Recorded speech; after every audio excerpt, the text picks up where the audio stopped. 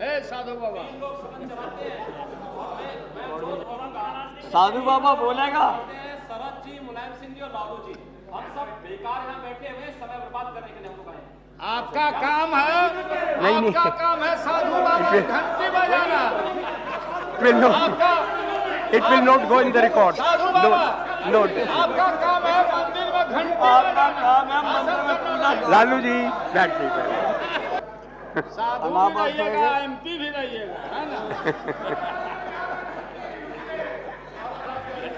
जहाँ तक बाबा का Please, सवाल please. है, ये मंदिर में पूजा करें।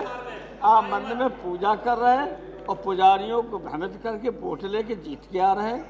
हम लोग कैसे जीत के आते हैं पता? आप दोनों काम कर, धड़ाधड़ दोनों काम कर रहे हैं। प्लीज आप प्लीज आइए मंदिर में।